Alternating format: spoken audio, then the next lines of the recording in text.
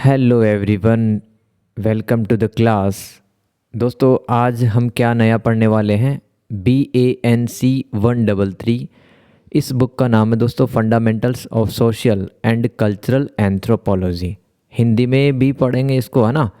सामाजिक और सांस्कृतिक मानव विज्ञान के मूल सिद्धांत आज मैं आपके सामने लेके आया हूँ। जून 2025 में आपका जो पेपर लगा था उसका सॉल्यूशन।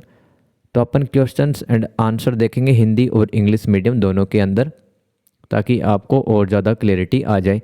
तो 3 घंटे का आपका पेपर लगता है दोस्तों, और 100 नंबर का ये पेपर आता है, यानी कि पास होने के लिए 35 मार्क्स चाहिए अपने को। अब कुछ सवाल 20 नंबर के आते हैं जिनको आपको 400 वर्ड्स में लिखना है, और कुछ क्वेश्चंस हैं वो 10 नंबर के आते हैं जिनको आप 200 वर्ड्स में लिख सकते हैं। समझ में आ गया? तो PYQ को सोल्व करने का फ़ायदा ये है कि हमें एक तो क्वेश्चंस पता लगते हैं कि कैसे सवाल आते हैं, कैसे उनका आंसर लिखा जाता है। कुछ सवाल रिपीट भी हो जाते हैं और हमें पता लगता है इसका पैटर्न और नेचर, कि भाई जो सवाल रिपीट होते हैं वो कहाँ से आते हैं, किस चैप्टर से आते हैं, हमें क्या पढ़ना चाहिए। ठीक है, तो चलो स्टार्ट करते हैं दोस्तों। पहला सवाल, सामाजिक और सांस्कृतिक मानव विज्ञान को परिभाषित करें, इसके दायरे पर भी चर्चा करें। इंग्लिश के अंदर पढ़ेंगे इसको। Define social and cultural anthropology, discuss it's scope. देखो, एंथ्रोपोलॉजी आप जानते ही हो अच्छे से। क्या हम पढ़ते हैं एंथ्रोपोलॉजी के अंदर?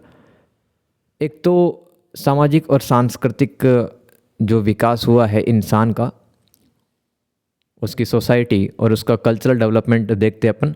इसके अलावा उसका जो फिजियोलॉजिकल और लिंग्विस्टिक डेवलपमेंट, यानी कि उसका जो शरीर का विकास है और उसका भाषाई विकास कैसे हुआ है, ये हम एंथ्रोपोलॉजी के अंदर पढ़ते हैं। तो यहाँ पर एक एक्सपेक्ट के बारे में आपसे पूछा है, सिर्फ सामाजिक और सांस्कृतिक मानव विज्ञान को आपको परिभाषित करना है। ठीक है, ये ब्रांच है एंथ्रोपोलॉजी की, सामाजिक और सांस्कृतिक मानव विज्ञान, और इसका स्कोप बताने, यानी कि इसके अंदर आप क्या क्या बातें कर सकते हैं।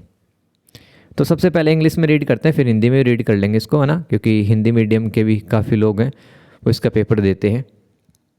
तो सोशल एंथ्रोपोलॉजी यानी कि सामाजिक मानव विज्ञान is the scientific study of human social behaviour, organisations and institutions across different cultures and society. तो सोशल एंथ्रोपोलॉजी क्या है? एक वैज्ञानिक अध्ययन, साइंटिफिक स्टडी हम करते हैं क्योंकि हमें ह्यूमन की सोसाइटी के बारे में समझना होता है, किस तरह से वो बिहेव करता है। और जो ऑर्गेनाइजेशंस होते हैं, इंस्टीट्यूशंस, हम उनका भी स्टडी करते हैं, जैसे कि एक समाज किसी खास पार्टी को ही क्यों वोट करता है, ये सोशल एंथ्रोपोलॉजी के अंदर आ जाएगा। अब इसके स्कोप देख लो इसका, या की एरिया आप कह सकते हो। देखो, सोशल स्ट्रक्चर एंड इंस्टीट्यूशंस, जब हम बात करते हैं ना सोशल एंथ्रोपोलॉजी, सामाजिक मानव विज्ञान की, तो हम यहाँ पे सोशल स्ट्रक्चर एंड इंस्टीट्यूशंस की बात करेंगे। ध्यान रखना, it examines kinship, family, marriage, caste, class and community organisations. तो इसमें अपन किनशिप का स्टडी करते हैं, यानी कि जो एंसेस्टर, जो पूर्वज रहे हैं, माता पिता, दादा दादी कौन थे। फैमिली के बारे में अध्ययन करते हैं। कास्ट, क्लास और कम्युनिटी ऑर्गेनाइजेशंस के बारे में रीड करते हैं। इसके अलावा culture and meaning, it investigates world views, beliefs, symbols, rituals and how individuals make sense of their lives. तो देखो, जो आपका सोशल एंथ्रोपोलॉजी और कल्चरल एंथ्रोपोलॉजी के अंदर मेन डिफरेंस ये है कि सामाजिक मानव विज्ञान में तो हम ज़्यादा चर्चा किसकी करते हैं? समाज के जो संगठन होते हैं उनकी चर्चा करते हैं अपन, और इंसान का बिहेवियर का चर्चा करते हैं। और सांस्कृतिक यानी कि कल्चरल एंथ्रोपोलॉजी के अंदर अपन रीति रिवाज, मूल्य, संस्कृतियों के बारे में अध्ययन करते हैं ना, उनके कस्टम, बिलीफ, इसके बारे में ज़्यादा हम चर्चा करेंगे कल्चरल एंथ्रोपोलॉजी। तो ये डिफरेंस है थोड़ा सा। तो देखो, सोशल स्ट्रक्चर में भी हम ये सब स्टडी करते हैं, लेकिन थोड़ा कम ध्यान देते हैं इस पर, सिम्बल्स पे, रिचुअल्स पे, है ना, कम ध्यान देते हैं, बिलीव्स पे। इसके अलावा पावर एंड पॉलिटिक्स पे ज़्यादा ध्यान दिया जाता है सोशल एंथ्रोपोलॉजी के अंदर। It analyses authority, governance, conflict resolutions and social hierarchies. तो समाज के अंदर किसके पास में ताकत है, किस तरह से संघर्षों का समाधान किया जाता है, और समाज में जो स्तरीकरण यानी कि अमीर कौन है, गरीब कौन है, और जो रिसोर्सेज है, पावर, उसका डिस्ट्रीब्यूशन कैसा है, ये हम पढ़ते हैं इसके अंदर। Social anthropology, economics, it studies production, distributions, consumptions and economic system in different context. इसके अलावा लिख सकते हो आप, it looks at how societies evolve due to globalisation, यानी कि जो एक प्रोसेस होता है जिसके अंदर कैपिटल्स का, लेबर का और जितने भी टेक्नोलॉजी होते हैं उसका एक्सचेंज।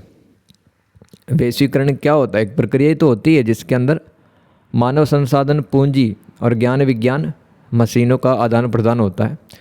तो किस तरह से ग्लोबलाइजेशन ने समाज को बदला है, माइग्रेशन को भी स्टडी करते हैं यहाँ पे और टेक्नोलॉजी को भी स्टडी करते हैं सोशल एंथ्रोपोलॉजी के अंदर। इसके अलावा human diversity, it compare society globally to understand similarities, differences and human potential.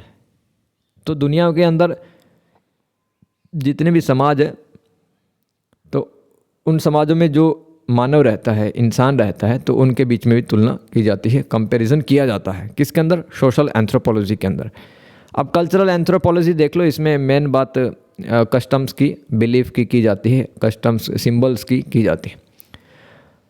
तो it is the study of human societies and cultures analysing their similarities and differences, यानी कि समानताओं और असमानताओं का अध्ययन किया जाता है मानव समाजों के भीतर, और specially beliefs, practice, social structure and ways of life across the globe. तो दुनिया भर में जितने भी समाज है किस तरह से जीते हैं, उनकी प्रैक्टिसेस क्या क्या हैं, किस तरह से अपना फेस्टिवल्स है मनाते हैं, अपने त्यौहार उत्सव किस तरह से मनाते हैं, ये सब कल्चरल एंथ्रोपोलॉजी के अंदर स्टडी करते हैं। तो इसका मुख्य दायरा, स्कोप क्या है? पहला तो कल्चर एंड सोसाइटी में लिख देना, इट एक्सप्लोर्स नॉर्म्स, NORMS क्या होता है? मतलब जो सामाजिक मानदंड होते हैं, सोसाइटी के नियम, वैल्यूज, रिचुअल्स यानी कि जो रीति रिवाज होते हैं, मान्यताएं, social organisation and daily life. इसके अलावा it examine kinship, family, gender, politics, law, economic system, यानी कि अर्थव्यवस्था समाज में किस तरह से काम करती है, लोग लेन देन कैसा करते हैं। पॉलिटिक्स के बारे में थोड़ा बहुत अध्ययन किया जाता है इसके अंदर, लेकिन ज़्यादा नहीं। देखो, पॉलिटिक्स का तो अध्ययन हम सामाजिक मनोविज्ञान यानी कि आपका जो सोशल एंथ्रोपोलॉजी उसमें ज़्यादा कर रहे थे, लेकिन इसमें वैल्यूज़, रिचुअल्स, इनकी ज़्यादा चर्चा होगी। ठीक है, ये ध्यान रखना आप। तो इट एग्जामिन किनशिप, यानी कि इसके अंदर भी हम नातेदारी ये सब देखते हैं कि कौन दादा पर दादा रहा हुआ है, रिश्तेदारी देखते हैं पूरा।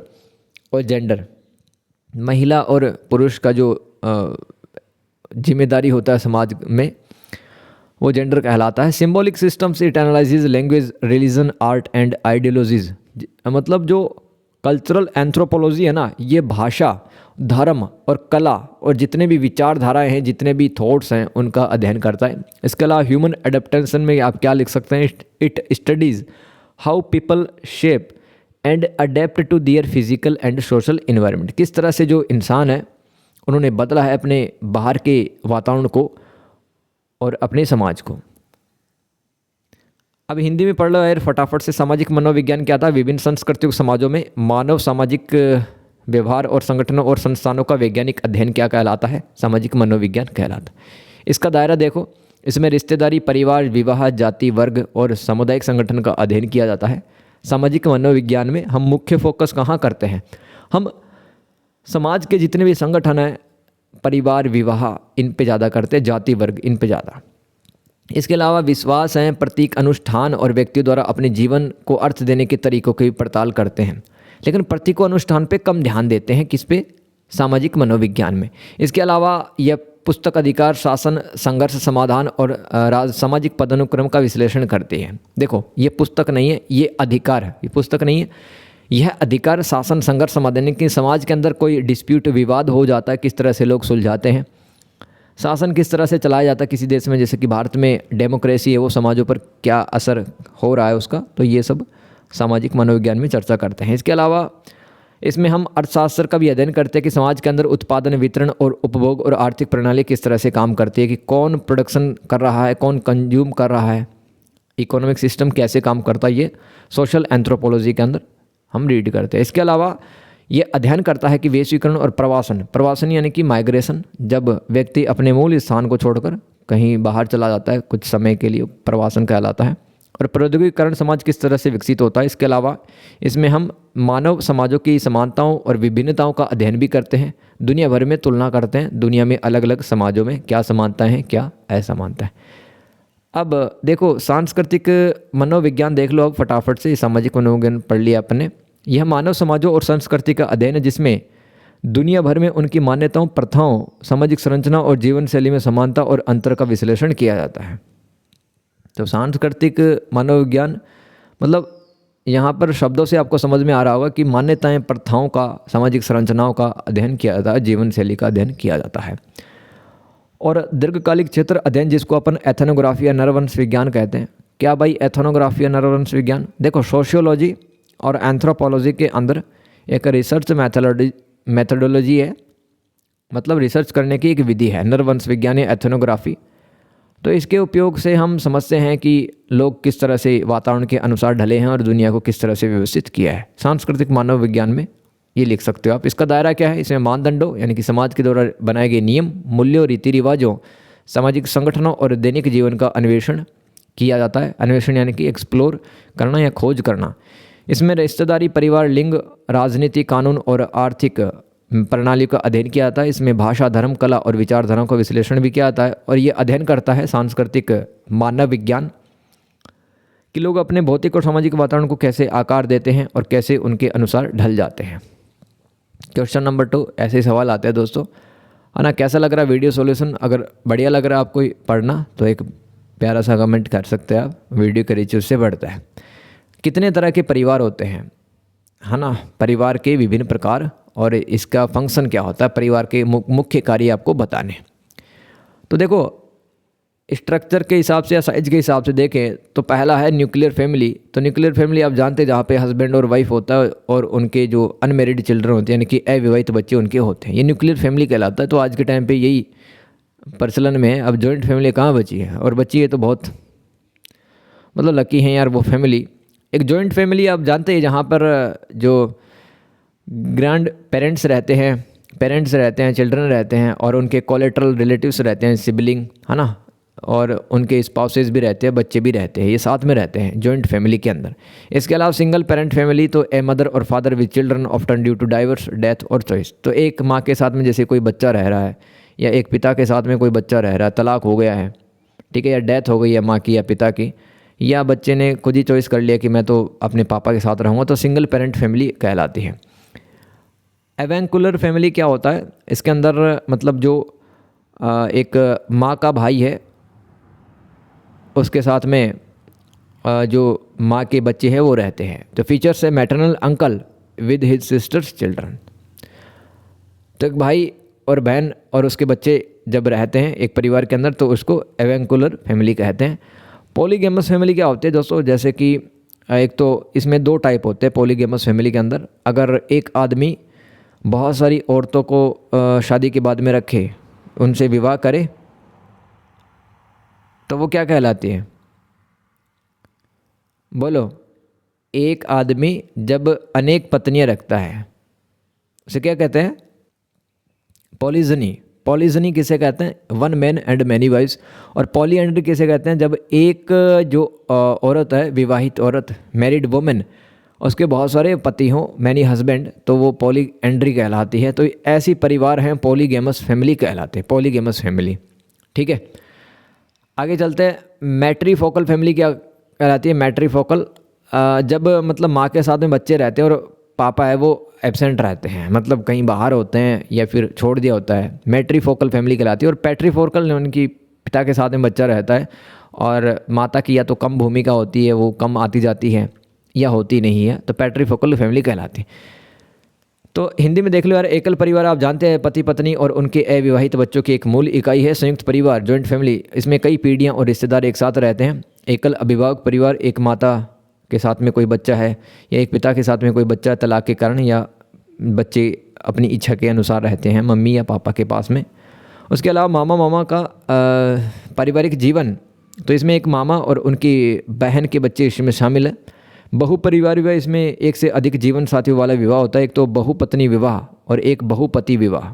बहुपत्नी विवाह यानी कि पॉलीजनी, एक आदमी काफ़ी पत्नियां रखता है इसके अंदर। और बहुपति यानी कि एक जो महिला उसके काफ़ी सारे पति होते हैं, जैसे कि हिमाचल प्रदेश के अंदर काफ़ी इलाकों में आज भी ये जो परंपरा है कायम है, बहुपति विवाह, पॉलीएंड्री।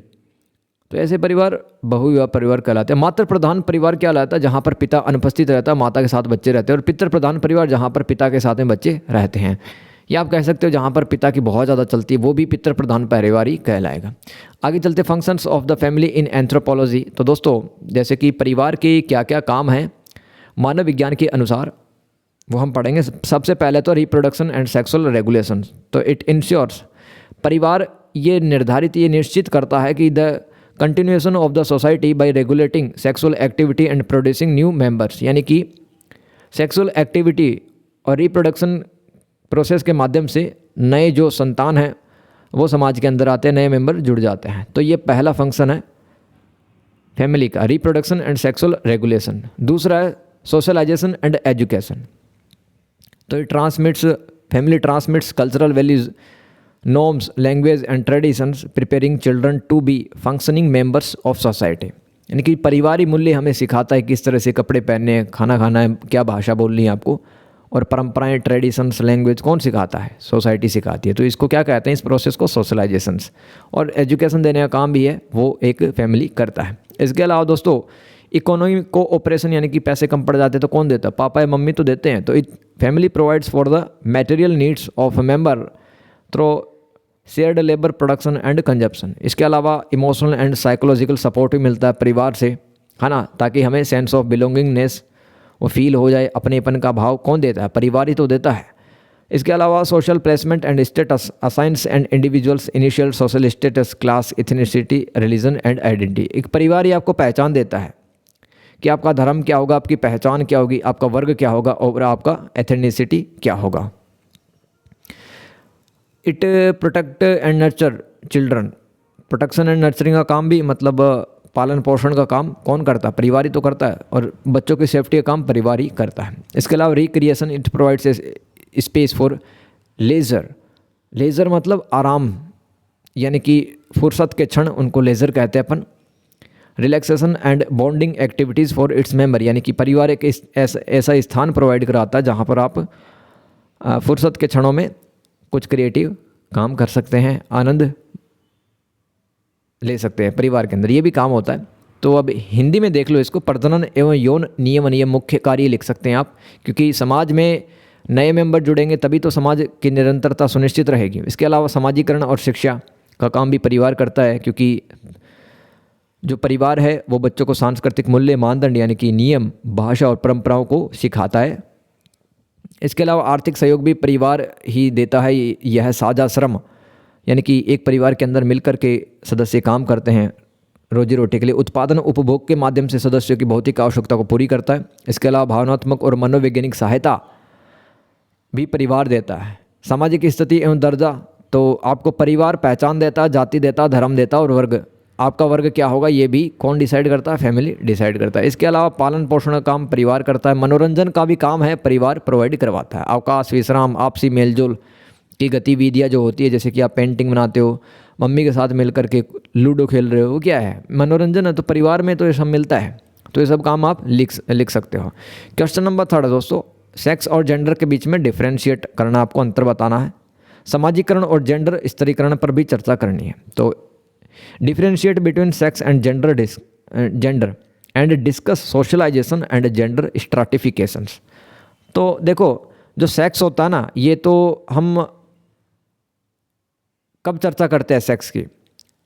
जब किसी मेल या फीमेल के बारे में हमें बताना कि बायोलॉजिकल क्लासिफिकेशन है sex based on chromosomes, anatomy and hormones. तो इस आधार पे जो कैटेगराइजेशन है वो सेक्स कहलाएगा किसी भी इंसान का, कि उसके क्रोमोसोम्स, एनाटॉमी और हार्मोन्स कैसे हैं। और जेंडर हमें क्या बताता है कि social construct encompassing roles, behaviours, expressions and identities that vary by culture and time. Vary मतलब परिवर्तन होता रहता है, बदलती रहती है। तो देखो समाज के अंदर एक महिला से उम्मीद की जाती है कि वो बड़ी होकर के घर के काम करे, पति की सेवा करे, मतलब मैं बता रहा हूँ ट्रेडिशनल थॉट है ऐसा महिलाओं के प्रति। और पुरुषों से उम्मीद की जाती है मेल से कि आप हैं वो कुछ काम धंधा करें, परिवार को आगे चलाएं और सेफ्टी करें अपने परिवार की।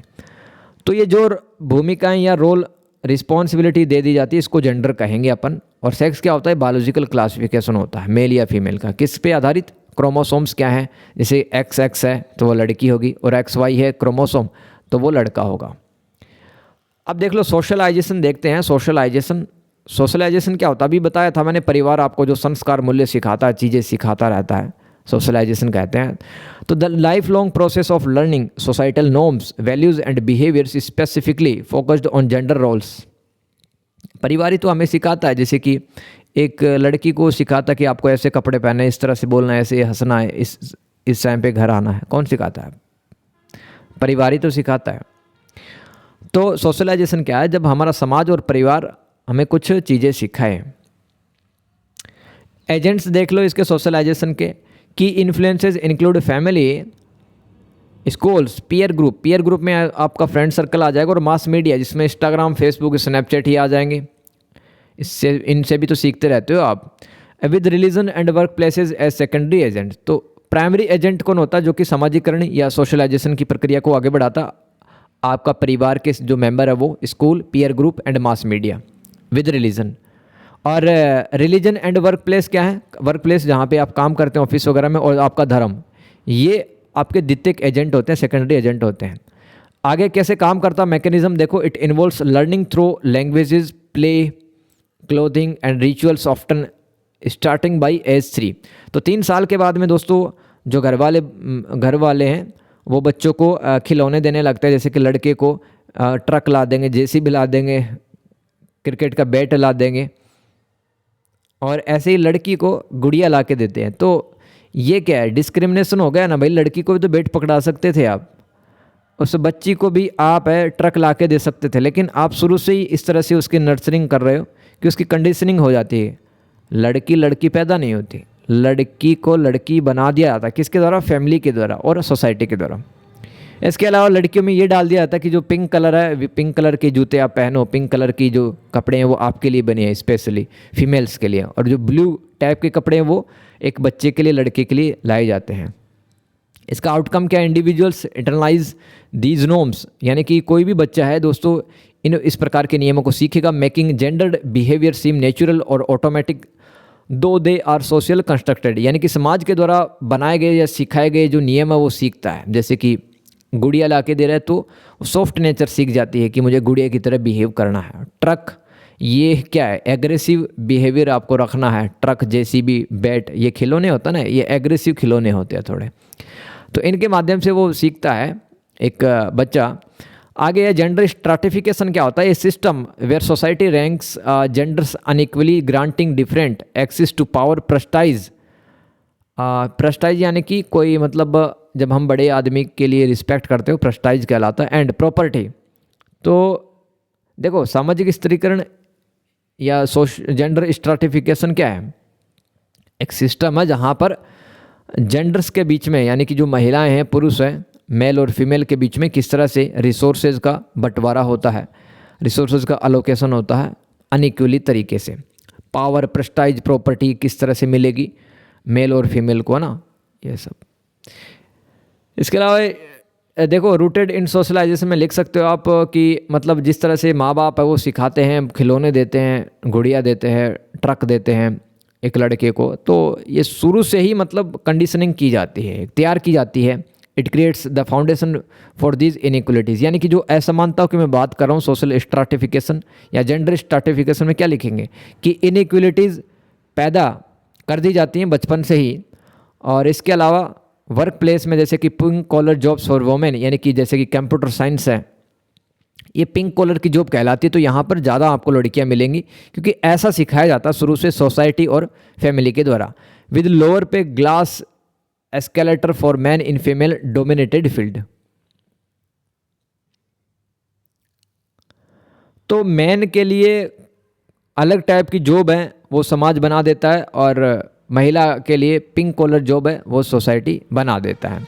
एजुकेशन देखो जेंडर चॉइसेस ऑफ मेजर्स यानी कि जैसे कि इंजीनियरिंग का फील्ड है तो यहाँ पर लड़के लोग जाते हैं और नर्सिंग के लिए लड़कियाँ ज़्यादा जाती हैं। तो ये क्या है, ये एजुकेशन के अंदर भी अपन डिस्क्रिमिनेशन कर देते हैं इस तरह से। पावर देख लो भाई, पावर का किस तरह से डिस्ट्रीब्यूशन होता है। Man dominating leadership roles in politics and business. तो राजनीति की बात करें चाहे व्यापार की बात करें, आदमी है ना उसका दबदबा रहता है। आप देखो आप कितने देशों के प्राइम मिनिस्टर और प्रेसिडेंट हैं वो आदमी हैं, और कितने हैं औरतें हैं वो पीएम और प्रेसिडेंट है, कम मिलेंगी ना। तो power, culture, education, work place, यहाँ पर जो इनइक्वलिटी है ना, इसी को क्या कहते हैं, जेंडर स्ट्राटिफिकेशन कहते हैं। तो कल्चरल में देख लो, patriarchal norms controlling women's mobility, यानी कि एक जो महिला है उसका जीवन किस तरह से आगे बढ़ेगा, एक जो आदमी है वही डिसाइड करता है। यानी कि जो छोटी होती है एक लड़की, तो उसका जो पिता है उसको सेफ्टी प्रोवाइड कराता है, मार्केट जाती है तो भी उसको छोटा बच्चा उसके साथ भेज देते हैं। उसको बचपन से फील कराया जाता है तुम वीक हो, तुम अपनी सेफ्टी खुद नहीं कर सकती हो। उसको बार बार फील करवाया जाता है यू आर ए गर्ल। और जब शादी हो जाती है तब उसका पति है उसको प्रोटेक्ट करता है, और जब वो बूढ़ी हो जाती है तब उसके जो बच्चे हैं उसकी सुरक्षा करते हैं। तो इस तरह से एक लड़की है, देखो जब पैदा होती है, जब वो मरती है, तो उसके बीच में जो आदमी है, जो पुरुष है, उस पर दबदबा कंट्रोल करने की कोशिश करता है। आगे चलते हैं दोस्तों, हिंदी में पढ़ लेते हैं। सेक्स एक जैविक वर्गीकरण है जो गुणसूत्रों, शारीरिक संरचना और हार्मोनों पर आधारित है, जबकि जेंडर एक सामाजिक संरचना है जिसमें भूमिकाएं, व्यवहार और अभिव्यक्तियां और पहचान शामिल हैं, जो कि संस्कृति और समय के साथ बदलती रहती हैं। देखो, पहचान पुरुष हो सकती है किसी भी इंसान का, महिला हो सकती है, और नॉन बाइनरी हो सकता है। नॉन बाइनरी मतलब जैसे कि ट्रांसजेंडर जो लोग हैं, ट्रांसजेंडर लोग नॉन बाइनरी के अंदर आते हैं, है ना, जो अपने लिंग को मतलब लिंग के प्रति समझ कभी विकसित कर नहीं पाते अच्छे से।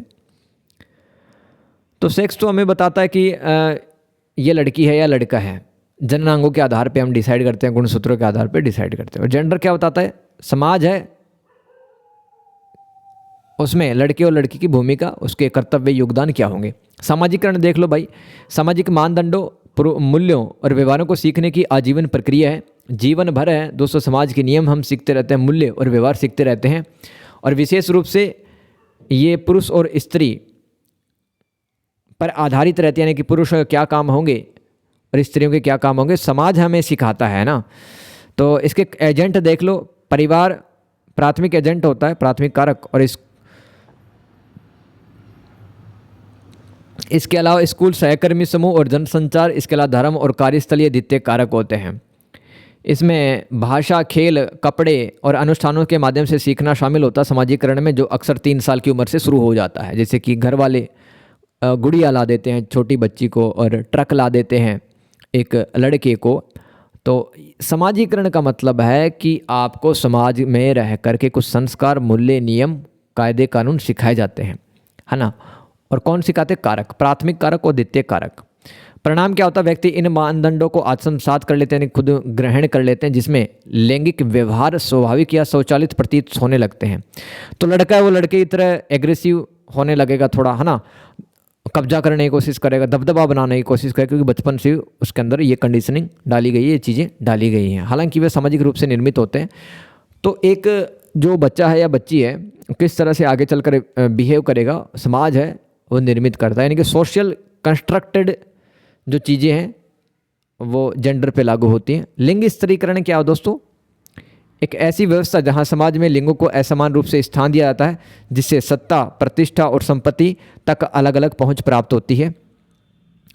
तो बचपन से ही लड़कों और लड़कियों को अलग अलग तरीक़ों से पढ़ाना इन असमानताओं की नींव रखता है। इसके अलावा महिलाओं को कम वेतन वाली पिंक कॉलर नौकरियां, महिला प्रधान क्षेत्रों में पुरुषों के लिए कांच की सीढ़ी नुमा सीढ़ी।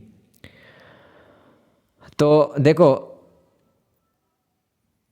वर्क प्लेस पे भी मतलब महिलाओं के लिए कम वेतन वाली नौकरियां वो मिलती हैं, और अधिक वेतन वाली नौकरियां किसे मिलती हैं, पुरुषों को मिलती हैं। और मान लो महिला और पुरुष काम भी कर रहे हैं एक साथ किसी कंपनी के अंदर, तो बीच में एक सीढ़ी मतलब कांच की सीढ़ी लगी होती है डिवाइड करने के लिए कि भाई मेल इधर काम करेंगे और फीमेल इधर काम करेंगे। तो इस तरह से भी हम देख सकते हैं किस तरह से जो अलगाव की भावना, सेपरेशन की भावना है मेल और फीमेल में कर दी जाती है। आगे देखो शिक्षा, तो लिंग आधारित विषय चयन करना, जैसे कि इंजीनियरिंग जो है वो लड़के चयन करते हैं अधिकतर, बीटेक वगैरह, और नर्सिंग है उनमें लड़कियां ज़्यादा जाती हैं। इसके अलावा राजनीति और व्यापार में भी आप देख सकते हैं कौन लीड कर रहा है, तो पुरुष ही ज़्यादा लीड कर रहे हैं। ये भी एक मतलब आप कह सकते हो भेदभाव तरह का है महिलाओं पर। पितृसत्तात्मक मानदंड जो महिलाओं की गतिशीलता, प्रजनन अधिकारों, यानी कितने बच्चे होंगे, बच्चे कब पैदा मैं करूँगी, इस पर भी अधिकार नहीं होता एक महिला को। और घरेलू भूमिकाओं को भी नियंत्रित करते हैं, यानी कि जो पुरुष हैं, जो मेल है, घर के अंदर क्या काम करेगी एक महिला, ये सब हम चर्चा करते हैं लिंग स्त्रीकरण में। इस तरह से लिख देना। क्वेश्चन नंबर 4 रीड करते हैं। किन्हीं 2 पे टिप्पणियाँ लिखनी है, 10-10 नंबर के सवाल आते हैं, 200 शब्दों में आप लिख सकते हो। नातेदारी क्या कहलाते हैं? किनशिप। इंग्लिश में पढ़ लेते हैं। In anthropology, kinship is the fundamental system of social organisation based on ties of blood, marriage और social constructions, defining relationship roles, responsibilities. It is crucial for understanding how societies form families, distribute resource and structure power. देखो kinship हमें क्या बताता है कि एक व्यक्ति, एक पर्सन है, वो अपना संबंध कैसे स्थापित करता है, अपना रिलेशन कैसे स्टेब्लिश करता है, ब्लड के थ्रू, यानी कि जो उसके माँ बाप हैं, उसके पेरेंट है, ग्रैंड पेरेंट्स हैं, वो ब्लड रिलेशन हो गया। और मैरिज, यानी कि अपनी ही जाति या जाति के बाहर किसी लड़की से शादी कर लिया, वो ब्लड की तो नहीं है, लेकिन वो भी उसकी किनशिप में आएगी, उसकी नातेदारी में आएगी। इसके अलावा उसके कुछ दोस्त भी तो होते हैं, वो सोशल कंस्ट्रक्शन हो सकते हैं। या अपन कई बार मतलब एक माता पिता अगर उनके बच्चे नहीं होते हैं तो वो गोद भी तो ले लेते हैं। तो ऐसे रिश्ते हैं, ये सोशल कंस्ट्रक्शन वाले में आएंगे, समझ गए हो? तो इस तरह से किनशिप डेवलप होती है। तो क्या डिफाइन करता है किनशिप? Relationship, roles, responsibilities. और क्यों महत्वपूर्ण है, क्यों इंपॉर्टेंट है? It is crucial for understanding how society form families, यानी कि समाज, उसके अंदर परिवार कैसे बनते हैं, और परिवार के अंदर प्रॉपर्टीज़ का, रिसोर्सेज का, पावर का किस तरह से बंटवारा होता है। कोर कॉन्सेप्ट देख लो अब और पढ़ लो। यूनिवर्सल बट वेरिएबल, यानी कि पूरी दुनिया के अंदर नातेदारी किनशिप होती है, लेकिन अलग अलग समाजों में अलग तरह की होती है। तो all human societies have kinship, but how they define, name and organise this relationship differs greatly. तो किस तरह से मतलब नातेदारी का नाम है वो डिफाइन होगा, स्ट्रक्चर, पावर अलग अलग हो सकती है अलग अलग समाजों के अंदर, रिश्तेदारी, नातेदारी में। इसके अलावा ब्लड टाइज देख लो। तो अभी मैंने बताया कि जो रिलेशनशिप बाय बर्थ, जैसे कि पेरेंट, चाइल्ड और सिबलिंग्स। मैरिज टाइज भी होती है किनशिप में, इसमें हम शादी करते हैं, मतलब स्पाउस, इन लॉज वगैरह। और फिक्टिव किनशिप क्या होता है? Non biological bonds treated as kin, जैसे कि अडॉप्ट कर लिया किसी बच्चे को, गोद ले लिया। गॉड पेरेंट्स, यानी कि धर्म माता पिता, मतलब कोई बच्चा है, उसने एक महिला और एक मतलब पुरुष को ही अपना माता पिता मान लिया, उनके साथ रहने लगा, फिर वो गॉड पेरेंट कहलाएंगे। वो क्लोज फ्रेंड्स, आपके जो दोस्त होते हैं करीबी, वो भी फिक्टिव किनशिप में आते हैं। तो ब्लड टाइज, मैरिज के आधार पे, और फिक्टिव किनशिप, ये 3 टाइप याद रखना आप। हिंदी में पढ़ लो। मानव शास्त्र में रिश्तेदारी या किनशिप सामाजिक संगठन की मूलभूत प्रणाली है जो रक्त संबंधों, विवाह संबंधों और सामाजिक संरचना के माध्यम पर आधारित होती है। यह संबंधों, भूमिकाओं और जिम्मेदारियों को परिभाषित करती है। समझने के लिए महत्वपूर्ण है परिवार कैसे बनते हैं समाजों में, और संसाधनों का वितरण कैसे होता है, यानी कि एक पिता की प्रॉपर्टी वो किसको मिलेगी और किस हिसाब से मिलेगी। शक्ति का ढांचा, यानी कि एक फैमिली के अंदर किसकी चलेगी ज़्यादा। मुख्य अवधारणा, कॉन्सेप्ट देख लो। सभी मानव समाजों में रिश्तेदारी होती है, लेकिन वे इन संबंधों को कैसे परिभाषित करते हैं, क्या नाम देते हैं और व्यवस्थित किस हिसाब से करते हैं, इन्हें बहुत अंतर होता है। इसके अलावा रक्त संबंध, काल्पनिक रिश्तेदारियाँ, ये सब भी होती हैं, देख लो जल्दी जल्दी। रक्त संबंध में हम जन्म से बने जो रिश्ते हैं, रिलेशन बाय बर्थ, जैसे कि माता पिता, बच्चे और भाई बहन, ये रक्त संबंध में आएंगे। इसके अलावा विवाह संबंधों में विवाह के माध्यम से जो रिश्ते स्थापित होते हैं, जैसे पति पत्नी, ससुराल वाले। इसके अलावा काल्पनिक रिश्तेदारी, इसके अंदर गोद लेना, धर्म, माता पिता बनाना, करीबी दोस्त शामिल हो जाएंगे। और वंशानुक्रम, इसके अंदर हम वंश रेखा के माध्यम से पूर्वजों का पता लगा सकते हैं, जैसे कि पितृवंशीय, मातृवंशीय, द्विपक्षीय। पितृवंशीय यानी कि पैट्रीलिनियल, जब हम बात करते हैं कि भाई इस आदमी के इतने बच्चे हुए और उनके इतने हुए, तो हम फीमेल को अलग रख देते, सिर्फ मेल मेल की बात करते रहते हैं, तो पितृवंशीय कहलाता है। गठबंधन विवाह के नियम और समूह के बीच में भी गठबंधन होता है, तो इस तरह से आप लिख सकते हैं किनशिप के बारे में।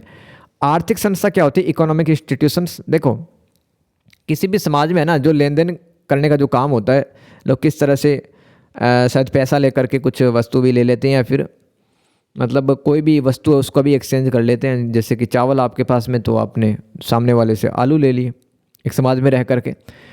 तो मानव शास्त्र में आर्थिक संस्थाएं वस्तुओं और सेवाओं के उत्पादन, वितरण, आदान प्रदान और उपभोग के लिए सांस्कृतिक रूप से विशिष्ट प्रणालियां हैं, जिनका अध्ययन नरवंश विज्ञान के माध्यम से यह समझने के लिए किया जाता है कि अर्थव्यवस्थाएं सामाजिक, राजनीतिक और धार्मिक जीवन में कैसे अंतर्निहित हैं। एग्जाम्पल देखो, सैन शिकारी संग्रहकर्ता की हेक्सारो साझेदारी में देखा गया कि एक पारंपरिक उपहार देने की प्रणाली थी। तो पारंपरिक तरह से ट्रेडिशनल वे से गिफ्ट देने का जो ट्रेडिशन था सैन सोसाइटी में, हंटर गैदरिंग सोसाइटी थी, सैन हंटर गैदरिंग सोसाइटी, तो उस तरह से आराम से मिलजुल कर रहते थे सैन समाज के लोग, सैन शिकारी संग्रहकर्ता, जिससे कि सामाजिक बंधनों का निर्माण हुआ और आर्थिक गतिविधियों को संपूर्ण सामाजिक और सांस्कृतिक ताने बाने का अभिन्न अंग माना जाता है। पूंजीवादी समाजों में आमतौर पर होने वाला धन के बदले, मतलब पैसा देकर के आप कोई वस्तु ले सकते हो, कोई सेवा ले सकते हो, ये कैपिटलिस्ट सोसाइटी के अंदर नियम है। ये सब लिख सकते हो, आप इंग्लिश में पढ़ लो इसको। Economic institutions in anthropology are the culturally specific system for producing, distributing, exchanging and consuming goods and services studied ethnographically to understand how economies are embedded in social, political and religious life। तो जो economy है किस तरह से काम करती है social, political और रिलीजियस लाइफ में, कौन बताता है? इकोनॉमिक इंस्टीट्यूशंस हमें बताते हैं कि कौन प्रोडक्शन कर रहा है, किसके पास में फैक्ट्री, कारखाने हैं, किस तरह से वो रिसोर्सेज का डिस्ट्रीब्यूशन कर रहा है, सामानों का लेन देन कैसा हो रहा है समाज के अंदर। तो इकोनॉमिक इंस्टीट्यूशंस में ये सब लिख देना, आप मिला जुला करके बना के लिख देना, बात वही है। Economic activities are seen as integral to the entire social and cultural fabric, not separate from it. तो जितने भी इकोनॉमिक एक्टिविटी एक सोसाइटी के अंदर होती हैं, वो सोसाइटी का पार्ट होती हैं, कल्चर का पार्ट होती हैं, कल्चर से अलग नहीं होती economic activity. Reciprocal gift giving seen in the San hunter gatherers. तो हेक्सारो एक पार्टनरशिप, मतलब हेक्सारो एक प्रथा थी, परंपरा थी। तो वहाँ पे जो एक हंटर गैदरर सोसाइटी का नाम दे रखा है सैन हंटर गैदरर सोसाइटी। तो इसके माध्यम से वो सोशल बॉन्ड स्ट्रॉन्ग करते थे। Transfer of goods services for money common in capitalist society. आगे चलते हैं, अंतःविवाह और बहिर्विवाह क्या होता है भाई, अच्छे से जानते हो आप तो। इंडोगेमी एंड एक्सोगेमी बता देता हूँ। तो इंडोगेमी क्या होता है? The practice of marrying within a specific defined group such as caste, religion और social class to keep resources, traditions and ethnicity within the community. तो भारत के समाज में, भारत के परिवारों के अंदर मतलब यही चलता है यार, अपने फैमिली में, अपनी कास्ट में शादी करना है, अपने रिलीजन के अंदर शादी करना है, अपने ही सामाजिक वर्ग के अंदर शादी करना है। यानी कि डॉक्टर हो तो डॉक्टर से साथ शादी करो, इंजीनियर हो, कलेक्टर हो तो उनके साथ में शादी करो, ये सोशल क्लास कहलाएगी। इंडोगमी इसे ही कहते हैं, है ना। तो इससे मतलब माँ बाप क्या समझते हैं कि अपनी कास्ट में, अपने रिलीजन में वो शादी करेगा तो हमारा रिलीजन बचा रहेगा, हमारी कास्ट बची रहेगी, है ना। लेकिन नुकसान भी है यार, इसके नुकसान भी है। डाइवर्सिफिकेशन में कमी आती है। अगर आप अपनी ही जाति के भीतर, अपने धर्म के भीतर अगर शादी ब्याह करते रहते हो तो इसके अंदर डाइवर्सिफिकेशन में कमी आ जाएगी। तो पर्पज क्या होता है? पर्पज मेंटेन ग्रुप आइडेंटिटी, यानी कि एक ग्रुप की पहचान बनाए रखना, preserve wealth and strengthen internal cohesion, यानी कि समाज के जितने मेंबर हैं वो चाहते हैं कि हमारा जो समाज की जो परंपराएं हैं, ट्रेडिशन, हमारा समाज के रिसोर्सेज, वेल्थ हैं, बचे रहें और परस्पर सामाजिक जो बंधन है मजबूत हों। एग्जाम्पल देखो, caste endogamy, marrying within your caste, जैसे कि अपनी ही जाति के भीतर आप शादी करते हैं तो उसको कास्ट एंडोगमी कहते हैं। Tribal endogamy, marrying within your tribe, एक ही ट्राइब में रह करके शादी करना ट्राइबल एंडोगेमी कहलाती है, कॉमन इंडिया के अंदर। इसके परिणाम क्या निकलते हैं? Consequences, it can lead to reduced genetic diversity and increase risk of specific genetic disorder. तो कुछ बीमारियां भी हो सकती हैं अगर धर्म के भीतर, अगर जाति के भीतर शादियां बहुत ज़्यादा संख्या के अंदर होती जाएंगी तो एक टाइम ऐसा आएगा जेनेटिक डिसऑर्डर हो सकते हैं, सामने आ सकते हैं, और इससे जेनेटिक डाइवर्सिटी को बढ़ावा नहीं मिलेगा। But also helps minority cultures survive. ये लेकिन अपनी जाति के भीतर, अपने धर्म के भीतर शादी ब्याह करना, इसका एक बड़ा फ़ायदा ये है कि जो संख्या में कम लोग बचे हैं वो अपने संस्कृति को जीवित रख पाते हैं। इसके अलावा एक्सोगेमिस, आप समझते हो कि अपनी जाति, अपने धर्म, अपने सामाजिक वर्ग के बाहर जाकर के शादी करना। पर्पज क्या होता है? Inbreeding facilitate broader socialisation, promote genetic diversity and build alliances between different group. तो तरह तरह के संगठन हैं, उनसे भी आप मेल जोल रखना चाहते हैं, आप चाहते हैं कि जो हमारे संतान और बच्चे हों उनमें जेनेटिक डाइवर्सिटी है। एग्जाम्पल देखो, गोत्र एक्सोगेमी क्या होता है? अपने गोत्र के बाहर जाकर के शादी करना। लेकिन ये भारत के समाज में अधिकतर प्रतिबंधित, माँ बाप आपको पता ही है चिढ़ जाते हैं इससे, है ना, अपने गोत्र के, अपनी जाति के बाहर, अपने धर्म के बाहर जा कर के शादी करो। तो कंसिक्वेंसेस क्या होते हैं इसके एक्सोगेमी के? It creates wider and social networks. आपका जो सोशल नेटवर्क है ना वो व्यापक बन जाएगा, कॉम्प्रिहेंसिव वाइडर बन जाएगा। And can reduce genetic issues, genetic issues कम हो सकते हैं, बीमारियाँ भी कम फैल सकती हैं। बट मैं चैलेंज ग्रुप आइडेंटिटी, लेकिन आपके जो ग्रुप की पहचान है, आप सोचो आपके समाज के लोग पूरी दुनिया के अंदर 50 बच्चे हैं, लेकिन फिर भी आप अपनी जाति को छोड़ के, धर्म को छोड़ के, मतलब दूसरों से शादी ब्याह कर रहे हो, नए मेंबर को लेके आ रहे हो, तो उससे आपकी पहचान को खतरा हो सकता है। ये इसका कॉन्सिक्वेंसेज में हो जाएंगे एक्सोगेमी में। तो अंतर्विवाह क्या? अपने समुदाय में शादी ब्याह करना, ये लिख देना यार। उद्देश्य क्या होता है? समूह की पहचान बनाए रखना, धन का संरक्षण करना और आंतरिक एकता को मजबूत बनाए रखना होता है इसका उद्देश्य अंतर्विवाह का। इंडोगेमी बोलते हैं इसको। उदाहरण देख लो, भारत में जातिगत अंतर्विवाह यानी कि अपनी जाति के भीतर विवाह करना, और जनजाति अंतर्विवाह यानी कि अपनी जनजाति के बीच में अंतर्विवाह करना। नतीजे क्या हो सकते हैं? आनुवंशिक विविधता में कमी आ सकती है, विशिष्ट आनुवंशिक विकारों या बीमारियों का खतरा बढ़ सकता है। लेकिन ये इसका फ़ायदा ये है किसका? अंतर्विवाह का, कि अल्पसंख्यक संस्कृतियाँ जीवित हम रख सकते हैं। बहिर्विवाह क्या कहलाता है? दूसरे देश में विवाह कर लेना, दूसरी जाति में, दूसरे धर्म में विवाह कर लेना। इसका उद्देश्य होता है अंतः प्रजनन से बचने, यानी कि आप अपनी जाति में, मतलब अपनी जाति में नहीं चाहते कि शादी हो, आप चाहते हैं कि जो मेरी शादी हो अपनी जाति से, धर्म से बाहर हो।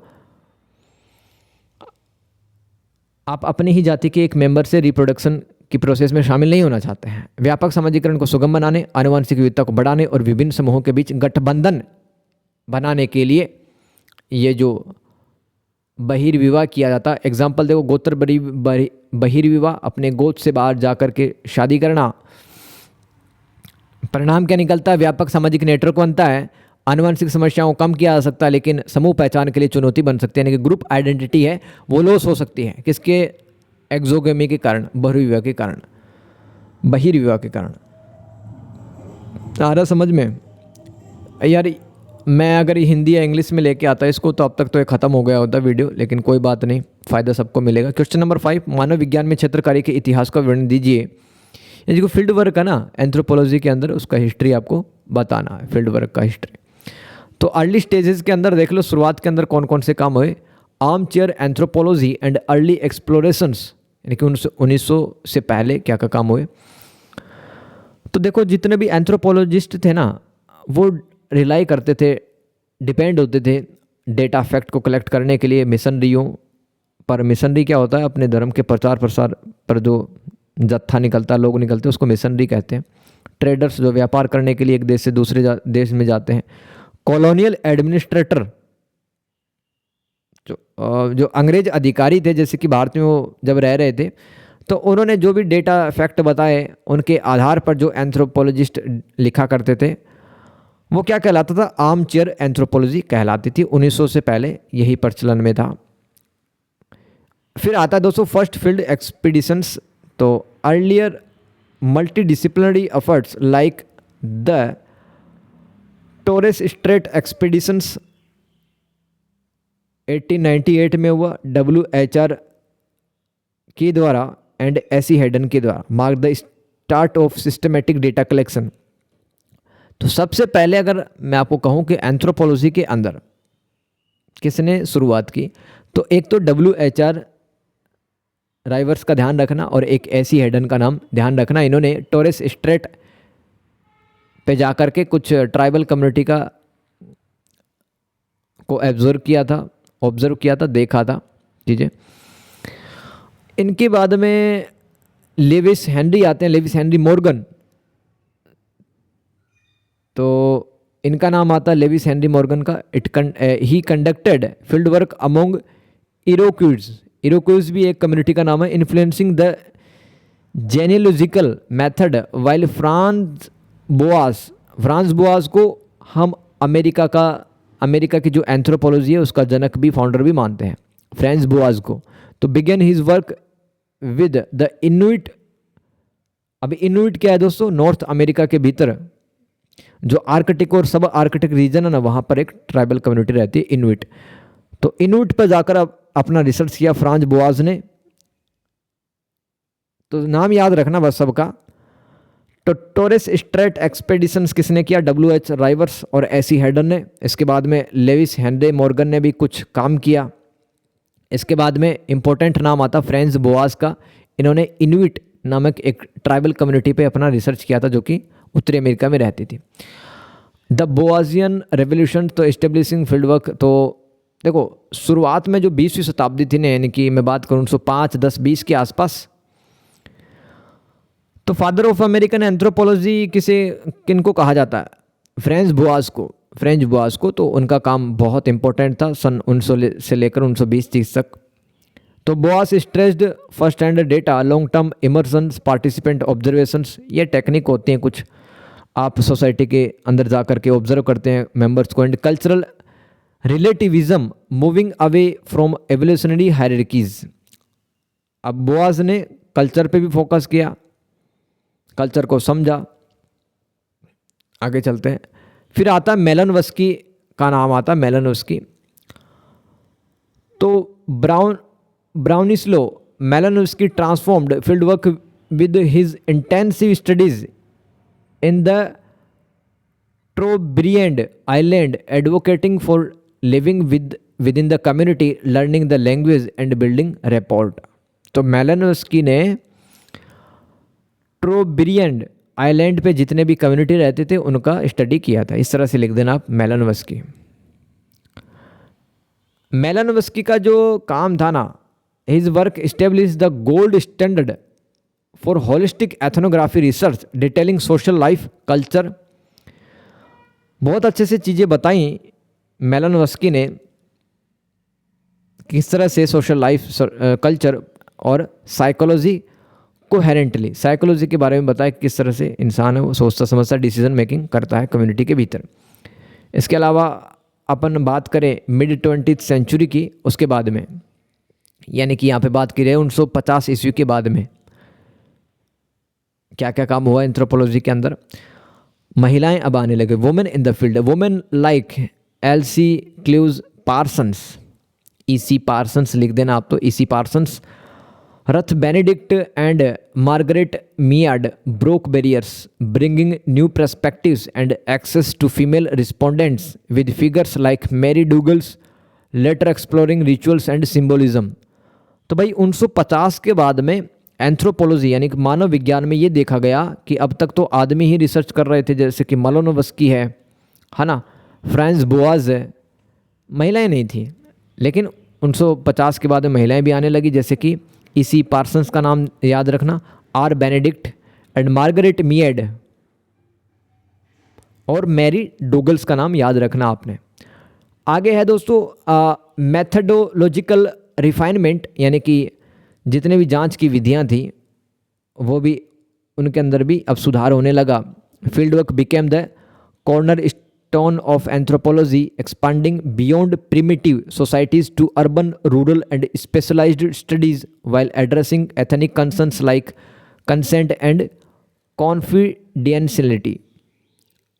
कंसेंट यानी कि सहमति, और कॉन्फिडेंशियलिटी का मतलब क्या होता है? जब आप किसी कम्युनिटी में जाते हैं तो वहाँ पर पूछते हैं कि हम यहाँ पे रिसर्च करने आए हैं, है ना, आप प्राइवेसी मेंटेन रखेंगे आपकी। तो ये सब बातें भी है वो एंथ्रोपोलॉजी के अंदर चर्चा की जाने लगी। तो अब सिर्फ ट्राइबल कम्युनिटी पे ना फोकस करके अब शहरों की तरफ और स्पेशली जो रूरल एरिया थे वहाँ पर भी इंसानी समुदाय पर ध्यान केंद्रित किया गया।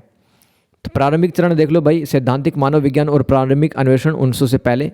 आप समझ गए, मैं फटाफट से रीड करता हूँ। तो 1900 से पहले जितने मानव विज्ञानी थे द्वितीयक स्रोतों पर निर्भर रहते थे। द्वितीयक स्रोत यानी कि जो मिशनरी में शामिल लोग थे, व्यापारी थे, औपनिवेशिक प्रशासक थे, उन्होंने जो भी बताया उनके आधार पर जो मानव विज्ञानी थे वो लिखा करते थे अपनी रचना। और इस प्रकार के मानव विज्ञान को आर्मचेयर मानव विज्ञान कहा जाता था। सबसे पहला जो क्षेत्रीय अभियान था WHR रिवर्स के द्वारा और AC हेडन के नेतृत्व में टॉरेस स्ट्रेट अभियान किया गया। ये याद रखना, WHR रिवर्स और AC हेडन के नेतृत्व में टॉरेस स्ट्रेट अभियान किया गया था 1898 में। तो ऐसे प्रयासों ने व्यवस्थित डेटा संग्रह की शुरुआत को चिन्हित किया। तो सिस्टमेटिक वे में डेटा कलेक्ट किए गए किसके द्वारा? रिवर्स और AC हेडन के द्वारा। इसके अलावा लुइस हेनरी मॉर्गन का नाम भी आता है क्योंकि इन्होंने एरिक्वाइस के बीच में क्षेत्रीय कार्य किया था जिससे वंशावली पद्धति प्रभावित हुई। मतलब जो किनशिप है वो फैमिली ट्री बनाने की कोशिश की होगी लुइस हेनरी मॉर्गन ने। इसके अलावा अमेरिका के मानव विज्ञान के जनक फ्रांज बोआज ने इनुइट के साथ अपना काम शुरू किया 1883 में। इनुइट उत्तरी अमेरिका की एक जनजाति का नाम है। बोआसियन क्रांति क्या है दोस्तों? जो फ्रांज बोआज काम कर रहे थे ना तगड़े तरीके से, उसी को बोआसियन क्रांति के नाम से जाना जाता है। तो बोआस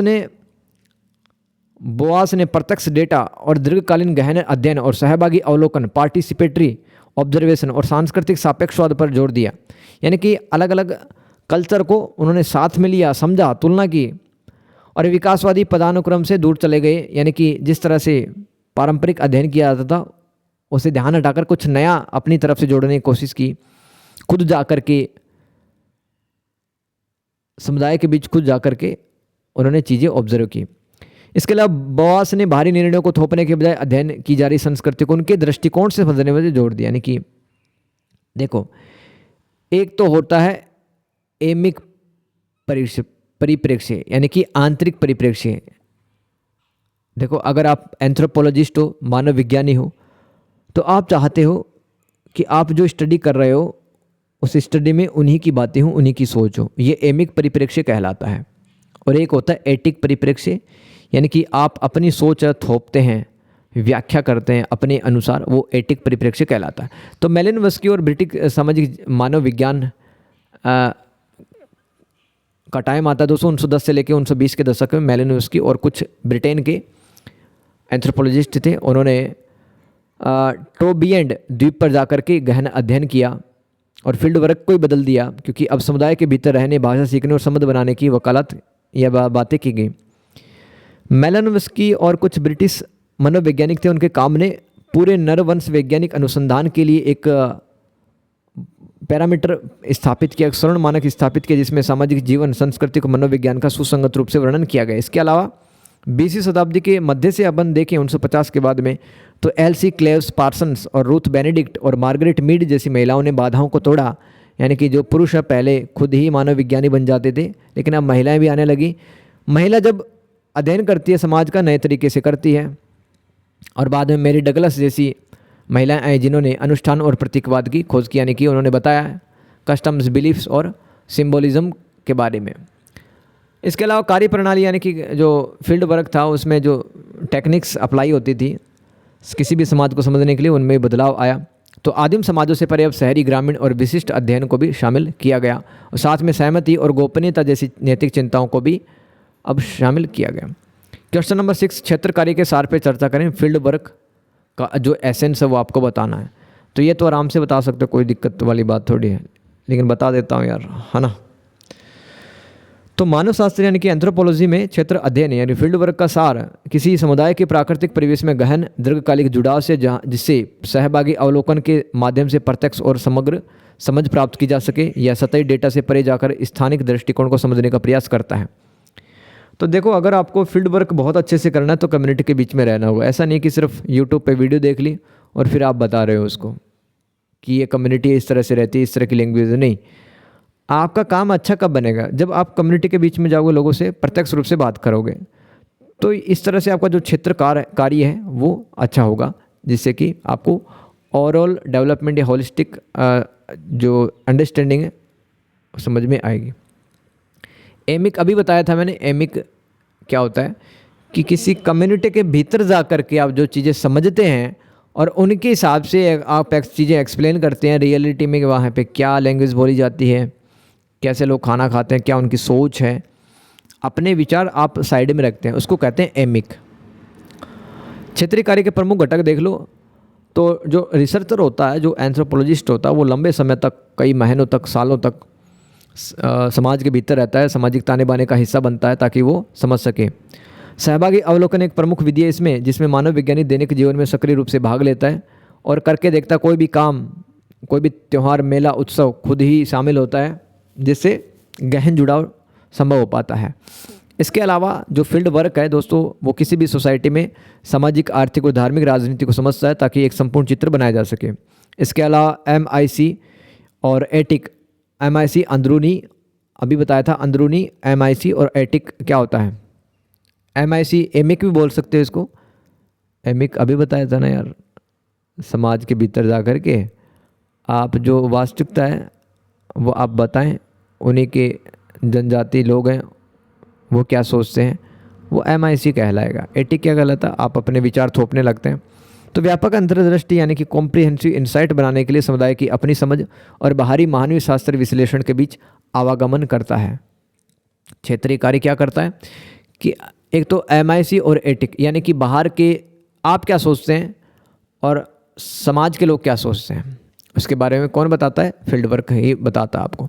साक्षात्कार यानी कि इंटरव्यू, बातचीत और अवलोकन के माध्यम से डेटा कलेक्ट करना, साथ ही अप्रत्याशित चुनौतियों के लिए तरीकों को अनुकूलित करने के लिए लचीलापन बनाए रखता है। क्यों आवश्यक है फील्ड वर्क, ये देख लो। क्षेत्रकारी यह जीवन शैली और उनके अर्थों पर प्रत्यक्ष और विस्तृत डेटा हमें प्रदान करता है, जो द्वितीयक स्रोतों या सर्वेक्षण पर निर्भर रहने से अलग होता है। देखो सेकेंडरी सोर्स होते हैं, जैसे कि मैं अमेरिका घूम के आया, घर में बैठे हुए आप एंथ्रोपोलॉजिस्ट हो, मैं तो घूमने वाला हूँ, ठीक है, तो मैं आपको बता रहा हूँ कि अमेरिका, नॉर्थ अमेरिका गया था, वहाँ पे इनुइट नाम की मैंने जनजाति देखी, उनके कपड़े ऐसे थे, उनकी भाषा ऐसी थी। तो ऐसे स्रोत द्वितीयक स्रोत कहलाता है। तो देखो फील्ड वर्क जब आप करते हैं ना, तो आप द्वितीयक स्रोतों पर निर्भर नहीं रहते, क्योंकि आप तो खुद ही जा रहे हैं, खुद ही समझ रहे हैं चीज़ों को। यह मानव व्यवहार और संस्कृति की उन जटिलताओं को उजागर करता है जो दूर से देखने पर स्पष्ट नहीं होती, और यही बात मानव शास्त्र को विशिष्ट बनाती है। यह शोध व्यक्त आदर्शों और वास्तविक व्यवहारों के बीच विसंगतियों को भी उजागर करता है। यानी कि देखो, अगर आप वीडियो देखो या फिर किसी दूसरे की बातों पर आप ज़्यादा ध्यान देते हैं, तो हो सकता है आपके अध्ययन में, आपके रिसर्च में कोई कमी आ सकती है। आप खुद जाओ और देखो आप चीज़ें क्या हो रही है, कैसे हो रही है। यह विशिष्ट पद्धति है जो मानव शास्त्रीय सिद्धांत और व्यवहार का आधार बनती है। तो फील्ड वर्क क्या है, एक विशिष्ट पद्धति है जो आधार बनती है मानवीय शास्त्र सिद्धांतों और व्यवहारों का। तो देख लो भाई, the essence of field work in anthropology is deep long term immersions in a community's natural setting to gain first hand holistic understanding through participant observation. तो ये सब समझा दिया, मैं बस इसको रीड कर रहा हूँ। तो फील्ड वर्क के जरिए आप मतलब खुद इन्वॉल्व होते हैं, पार्टिसिपेट करते हैं, सोसाइटी में रहते हैं काफ़ी दिनों तक। तो सरफेस लेवल डेटा को कलेक्ट करने के बजाय अब रियल डेटा पे ध्यान देते हैं और एमिक पर्सपेक्टिव के माध्यम से आप अपना एक्सप्लेनेशन करते हैं। एमिक पर्सपेक्टिव बहुत बार बता दिया यार, कि जो नेटिव लोग हैं, जो उस कम्युनिटी के लोग हैं, वो क्या सोचते हैं, आप क्या सोचते हैं उसको साइड रख दो। नेटिव कम्युनिटी के लोग क्या सोचते हैं उसको एमिक पर्सपेक्टिव कहते हैं। तो एमिक पर्सपेक्टिव जानना बहुत ज़रूरी होता है। वो आप कब जान पाओगे, जब आप फील्ड वर्क करोगे। तो core components of field work देख लेते हैं। तो researchers live within the community for extended periods, months to year, to become part of the social fabric, not just observer. तो ऑब्जर्वर ना बन करके आप उस समाज का हिस्सा बन जाते हैं, आप चीज़ों को अच्छे से समझते हैं। इसके अलावा participant observation is the key method where anthropologists actively participate in daily life, learning by doing and observing, allowing for deep engagement. इसके अलावा field work aims to understand all facets of a culture, social, economic, religious, political, to create a complete picture. किसी society की आपकी complete picture जाननी है, समझनी है, तो आपको फील्ड वर्क करना पड़ेगा, तभी आप उसकी इकोनॉमी, रिलीजन और पॉलिटिकल, सोशल लाइफ को समझ पाओगे। इसके अलावा एमिक और एटिक व्यूज़ को भी आप समझ पाओगे कि जो एंथ्रोपोलॉजिस्ट है वो क्या मानते हैं, और आपने जो देखा है वहाँ पर समझा है चीज़ें, सोसाइटी वाले क्या मानते हैं, तो एमिक और एटिक के बीच में आप डिफ्रेंशिएट कर पाएंगे। डेटा कलेक्शन एंड फ्लेक्सिबिलिटी, तो gathering data through interviews, conversations, यानी कि जब आप सोसाइटी के बीच में जाते हैं वहाँ लोगों से कन्वर्सेशन करते हैं, बात करते हैं। And observation while remaining flexible to adapt method to unforeseen challenge, यानी कि अगर बदलती परिस्थितियों के अनुसार भी आप खुद ढल जाते हैं। यानी कि लोग अगर आपको कहें वहाँ पर कि हमें अपनी प्राइवेसी मेंटेन रखनी है, हमें ये जानकारी नहीं बता सकते हैं, हमारे कुछ सीक्रेट्स हैं, तो बिल्कुल आप कहेंगे हाँ बिल्कुल मैं सहमत हूँ आपकी बात से। तो जितने भी अनफॉरेसिन चैलेंज होते हैं, अनफॉरेसिन मतलब समथिंग अनएक्सपेक्टेड, वो अनफॉरेसिन कहलाता है, तो उसके लिए भी तैयार होते हैं आप। क्वेश्चन नंबर 7, नारीवाद के आलोचनात्मक दृष्टिकोण का आकलन कीजिए। तो assess the critical perspective of feminism. तो यार देखो, मैंने अभी बताया था 1950 के बाद में महिलाएं भी एंथ्रोपोलॉजिस्ट बनने लगी, और जब एक महिला स्टडी करती है किसी भी सोसाइटी का तो अपने हिसाब से करेगी, वो उसका स्टडी थोड़ा अलग होगा, है ना, अलग पर्सपेक्टिव जानने के लिए मिलेंगे। तो नारीवाद मानव शास्त्र 1970 के दशक में एक आलोचनात्मक, आत्मचिंतनशील और अक्सर सक्रियतावादी उपक्षेत्र के रूप में उभरा, जिसका उद्देश्य मानव शास्त्रीय अनुसंधान पर ऐतिहासिक रूप से हावी रहे पुरुष प्रधान पूर्वाग्रहों को समाप्त करना था। अब एक आदमी है दोस्तों, वो आदमी है तो आदमी के कुछ गुण तो आ ही जाते हैं, जब सोसाइटी में जाता है तो अपने हिसाब से वो चीज़ों को एक्सप्लेन करता है, अपने हिसाब से चीज़ों को एक्सप्लेन करता है एक आदमी। लेकिन 1970 के दशक में देखा है कुछ महिलाएं थे वो भी आने लगी, क्योंकि जो पुरुष प्रधान पूर्वाग्रह थे उनको तोड़ना था। पूर्वाग्रह ने कि पहले से सोच बना के रखना, प्रिजुडाइस कहते हैं इसको इंग्लिश में। देखो इसमें पहला पॉइंट लिख सकते हो आप, पुरुष केंद्रवाद की आलोचना की इन नारीवादियों ने। प्रारंभिक नारीवादी मानव विज्ञानी ने इस धारणा को चुनौती दी कि पुरुषों के अनुभव सार्वभौमिक थे, यानी कि पुरुष ने जो भी एक्सपीरियंस किया सोसाइटी के अंदर जाके वो सेम थे, और पुरुष नरवंश विज्ञानियों पर महिलाओं के जीवन की अनदेखी करने या केवल उन्हें रिश्तेदारी, विवाह और पारिवारिक भूमिकाओं तक सीमित करने का आरोप लगाया। तो जितने भी मेल जो एंथ्रोपोलॉजिस्ट थे इन पे आरोप लगाया वुमेन एंथ्रोपोलॉजिस्ट ने कि ये तो महिला को सिर्फ एक ऑब्जेक्ट के रूप में, एक मतलब वस्तु के रूप में देखते हैं, और सिर्फ विवाह तक सीमित रखा सिर्फ इन लोगों ने। लिंग और जेंडर व्यवस्था देख लो, गैल रूबिन जैसे विद्वानों से प्रभावित होकर इस क्षेत्र ने जैविक लिंग और सामाजिक रूप से निर्मित जेंडर के बीच में अंतर किया कि भाई जो पुरुषों का काम है वो समाज ने खुद निर्मित किए हैं, महिलाओं के काम है वो भी समाज ने बनाए हैं, ऐसा नहीं कि प्रकृति ने बना दिए। जिससे यह विश्लेषण करना संभव हुआ कि विभिन्न संस्कृतियां इन श्रेणियों को कैसे परिभाषित करती हैं और शक्ति प्रदान करती हैं। आत्मचिंतन और स्थितिगतता, नारीवादी मानव विज्ञानी गहन आत्मचिंतन की वकालत करते हैं, यानी कि एक महिला भी तो सोसाइटी का पार्ट है, तो महिला अपने जीवन को कैसे जीती है, महिला का विकास किस तरह से होता है, तो उन चीज़ों को समझा गया। वे स्वीकार करें कि उनका अपना लिंग, संस्कृति और शक्ति की स्थिति, अपना लिंग, संस्कृति और शक्ति की स्थिति उनके शोध, डेटा संग्रह और व्याख्याओं को कैसे प्रभावित करती है। महिलाओं को एक अखंड दृष्टिकोण से आगे बढ़ाते हुए इन नारीवादियों ने समकालीन नारीवादी मानव शास्त्र जो अश्वेत और उत्तर औपनिवेशिक नारीवाद से प्रभावित है, इस बात पर जोर देता कि लिंग किस प्रकार नस्ल, वर्ग, जातीयता, यौनिकता और राष्ट्रीयता के साथ अंतर संबंध स्थापित करता है। तो देखो समाज के अंदर चाहे वो जाति की बात हो या सेक्सुअल ओरिएंटेशन की बात हो, वर्ग, ये सभी परिभाषाएं ना पुरुषों ने रच दी हैं, और इससे एक्सप्लॉयटेशन होता महिलाओं का। तो अश्वेत और उत्तर औपनिवेशिक नारीवाद भी यही बताते हैं कि समाज के अंदर जो महिलाओं को स्थान मिलना चाहिए था वो नहीं मिला है। उत्तर औपनिवेशिक नारीवाद क्या है? ऐसे देश जो कभी गुलाम थे वो अब आज़ाद हो गए, तो वहाँ की महिलाएं कैसा अनुभव करती हैं, उनका विकास किस तरह से हो रहा है, तो वहाँ पे जो सोच आया उसको उत्तर औपनिवेशिक नारीवाद कहते हैं। तो किस बार पे जोर देता है कि नस्ल, वर्ग, जातीयता, यौनिकता यानी कि सेक्सुअल ओरिएंटेशन, यानी कि किसी विशेष लिंग के प्रति आपका झुकाव, यौनिकता कहलाती है। तो इन सब परिभाषाओं पर पुरुषों ने अपना आधिपत्य स्थापित कर लिया। इसके अलावा इस उपक्षेत्र ने सहयोगात्मक अनुसंधान में अग्रणी भूमिका निभाई, जिसमें महिलाओं के आख्यानों, यानी कि जो वुमेन एंथ्रोपोलॉजिस्ट थे उन्होंने किताबें लिखी, स्पीच दिए, कहानियाँ लिखी। सैद्धांतिक ढांचे देख लो, कुछ मॉडल्स देख लो।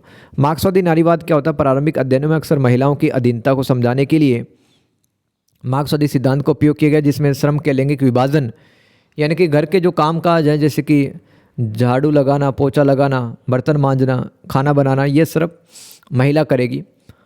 प्रजनन और लैंगिक असमानता पर पूंजीवाद के प्रभाव पर ध्यान केंद्रित किया गया। संरचनावाद क्या है दोस्तों, ये एक मॉडल है फेमिनिज्म का। सैरी ऑर्टनर जैसे विद्वानों ने प्रकृति और संस्कृति के द्वंद्वों का अध्ययन किया, यह तर्क देते हुए कि महिलाओं को अक्सर प्रतीकात्मक रूप से प्रकृति से जोड़ा जाता है और जो उन्हें पुरुषों की तुलना में निम्न स्थिति में रखता है जो संस्कृति से जुड़े होते हैं। तो देखो सैरी ऑर्टनर ने क्या बताया कि जो महिला है ना, इसकी तुलना प्रकृति से कर दी गई है। प्रकृति के अंदर भी प्रेम है, करुणा है, महिला के अंदर भी वो गुण डाल दिए जाते हैं। उसको बताया जाता है कि आपके अंदर भी ये गुण है, तो आप पुरुषों वाले काम ना करें, और तो इससे क्या हो जाएगा, महिला की स्थिति कमज़ोर हो जाएगी। तो इंग्लिश में पढ़ लेते हैं। Feminist anthropology emerged in the 1970s as a critical, reflexive and often activist-oriented subfield aimed at dismantling the androcentric क्या होता है, मेल सेंटर्ड, यानी कि जिसके अंदर सिर्फ मेल काम करते हैं, biases that historically dominated anthropological research. तो इसका मतलब बता दिया कि भाई पास्ट के अंदर अगर देखें अपन तो बहुत सारे मेल एंथ्रोपोलॉजिस्ट हुए हैं, लेकिन महिलाएं तो काफ़ी कम। तो इसी बात को खारिज करने के लिए जो वुमेन एंथ्रोपोलॉजिस्ट है वो भी सोसाइटी का अध्ययन कर सकती है, वो अपने हिसाब से करेगी तो कुछ नई व्याख्याएं, कुछ नए एक्सप्लेनेशन वो ज़रूर देगी, और पुरुषों का दबदबा नहीं होना चाहिए एंथ्रोपोलॉजी के अंदर। तो की एस्पेक्ट देख लो भाई, क्रिटिक ऑफ एंड्रोसेंट्रिज्म। तो early feminist anthropologist challenge the assumptions that male experiences were universal, accusing male ethnographers of overlooking women's life or reducing them to mere kinship, marriage and family roles। यानी महिलाओं को सीमित रखा गया सिर्फ kinship तक, marriage तक एंड फैमिली रोल्स तक। इस बात की आलोचना, क्रिटिसिज्म करते हैं कुछ अर्ली फेमिनिस्ट। इसके अलावा दोस्तों और भी लिख सकते हैं, it influenced by scholars like Gayle Rubin, the field distinguished between biological sex and socially constructed gender, यानी कि सामाजिक रूप से समाज बना देता है जेंडर को। तो enabling the analysis of how different cultures define and assign power to these categories. तो एक महिला और पुरुष को, एक मेल को एक फीमेल को पावर कैसे मिलेंगे, रिसोर्सेज कैसे मिलेंगे, सोसाइटी बता देती है। Reflexivity and positionality. Feminist anthropologist advocates for intense self-reflections, urging researchers to acknowledge how their own gender, culture and power positions influence their research, data collection and interpretations। और भी लिख सकते हैं, intersectionality, moving beyond a monolithic view of women, contemporary feminist anthropology, यानी कि आज के time पर जो फेमिनिस्ट एंथ्रोपोलॉजी उसके अंदर अब बातें black and postcolonial feminism की जाने लगी हैं, जहाँ पे अब बात race, class, ethnicity, sexuality and nationality पर भी की जाती है। इसके अलावा और देखो methodological innovations, the subfield pioneered collaborative research placing a higher value on women's narratives, storytelling and daily experiences. तो ये जो वुमेन एंथ्रोपोलॉजिस्ट होती हैं ये कौन से तरीक़ों का यूज़ करती हैं किसी सोसाइटी को स्टडी करने के लिए, महिला को सेंटर में रखती हैं, है ना, वुमेन पे को केंद्र में रखती हैं।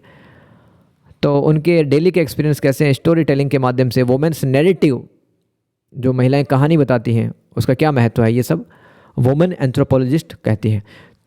थियोरेटिकल फ्रेमवर्क्स, तो पहला है मार्क्सिस्ट फेमिनिज्म। तो early studies often used Marxist theory to explain women's subordinations focusing on the sexual division of labor। ये बताया था ना मैंने अभी आपको, जैसे कि घर के अंदर जो झाड़ू लगाने का काम, पोछा लगाने का काम, बर्तन मांजने का काम और घर का खाना और बच्चों का पालन पोषण, पति की सेवा कौन करेगा, महिला करेगी। तो इस तरह से मतलब एक फैमिली के अंदर भी क्लास कन्फ्लिक्ट हो जाएगा, पुरुषों का वर्ग अलग है, महिला का वर्ग अलग है। रिप्रोडक्शन तक सीमित रख दिया जाता महिला को। And the impact of capitalism on gender equality, पूंजीवाद है दोस्तों कैपिटलिज्म, इसका भी फर्क पड़ रहा है जेंडर इक्वलिटी को, इन इक्वलिटी को आगे बढ़ाने में। ये कौन बात करता है, मार्क्सिस्ट फेमिनिज्म। इसके अलावा स्ट्रक्चरलिज्म फेमिनिज्म क्या बात करता है, scholars such as Sherry Ortner explored the nature and culture dichotomy arguing that women are often symbolically associated with nature, which placed them in a lower positions than men who were associated with culture. यानी कि पुरुषों को, आदमियों को संस्कृति से जोड़ दिया जाता है, महिला को प्रकृति से, और प्रकृति के गुण हैं, कैरेक्टरिस्टिक्स है महिला के अंदर ज़बरदस्ती दिखाने की कोशिश करता है समाज कि आपके अंदर बहुत स्नेह है, प्यार है ना, ममता है, करुणा है, दयावान हो, तुम तो काइंड हार्टेड हो। तो इस तरह से क्या होता है, उसका एक्सप्लोटेशन होता है और सबसे लोअर पोजीशन में पहुंच जाती है। Question number 8, right short notes on any two, मतलब किन्हीं दो पर आपको टिप्पणियाँ लिखने। पहला है प्रतीकवाद, सिंबोलिज्म। तो मानव शास्त्र में प्रतीकवाद इस बात का अध्ययन करता है कि मनुष्य साझा, यानी कि बहुत सारे इंसान मिलकर के कुछ सीखते हैं, कुछ बनाते हैं, क्राफ्ट करते हैं, मनुष्य साझा सीखे हुए प्रतीकों का उपयोग सांस्कृतिक अर्थों को बनाने और संप्रेषित करने के लिए कैसे करते हैं, जो पहचान, सामाजिक व्यवस्था और दुनिया की समझ को आकार देते हैं। एक सोसाइटी के अंदर बहुत सारे लोग मिलकर के दोस्तों भाषा सीखते हैं, है ना, कोई पेंटिंग बनाते हैं, मूर्ति वगैरह बनाते हैं, मिथक यानी कि उनकी जो कहानियाँ रहती हैं देवी देवताओं की, और अनुष्ठान करते हैं, तो उनके माध्यम से वो अपनी पहचान बनाते हैं, सामाजिक व्यवस्था और अपनी दुनिया बनाते हैं। वो ये कहलाता है प्रतीकवाद। तो प्रतीकवाद में ये नहीं है कि सिर्फ कोई धार्मिक चिन्ह है या धार्मिक वस्तु है, कोई झंडा है या कोई मूर्ति फोटो है, ये प्रतीक नहीं। प्रतीकवाद में पूरा बात करते हैं कि एक समाज के अंदर रहने वाले लोग हैं, भाषा, कला, मिथक, अनुष्ठान को अपना करके, सीख करके कैसे अपने दुनिया को आकार देते हैं, अपनी पहचान खुद बनाते हैं। संस्कृति के वाहक के रूप में प्रतीक, तो प्रतीक केवल वस्तुएं नहीं है, सिंबल केवल ऑब्जेक्ट नहीं है, वे गहरा कल्चरल मीनिंग रखते हैं, मूल्यों और दुनिया को देखने के तरीकों को प्रसारित करते हैं। जैसे कि दक्षिण एशिया में दोस्तों, दक्षिण एशिया जैसे कि भारत में देखो आप, राखी है दोस्तों, राखी एक धागा नहीं है, राखी को अपन पारिवारिक बंधन का प्रतीक मानते हैं। इसके अलावा प्रतीकों को शक्ति इसलिए मिलती है क्योंकि किसी संस्कृति के सदस्य आमतौर पर उन्हें समझते हैं, हालांकि विभिन्न संस्कृतियों और संदर्भों में अर्थ भिन्न हो सकता है। मानव विज्ञानी प्रतीकों की व्याख्या उनके विशिष्ट सांस्कृतिक परिवेश के भीतर करते हैं, मिथकों, अनुष्ठानों, कला जैसी प्रथाओं में अर्थ की परतों का विश्लेषण करते हैं, ताकि प्रतीकों के माध्यम से समझा जा सके कि अर्थ का निर्माण कैसे होता है। जैसे कि बताया, जैसे कि दक्षिण एशिया, साउथ एशियन कंट्रीज हैं लाइक इंडिया, पाकिस्तान, यहाँ पर राखी एक धागा नहीं है, ये तो भाई बहन का बीच में प्यार है, ठीक है, एक बंधन है, पारिवारिक बंधन है।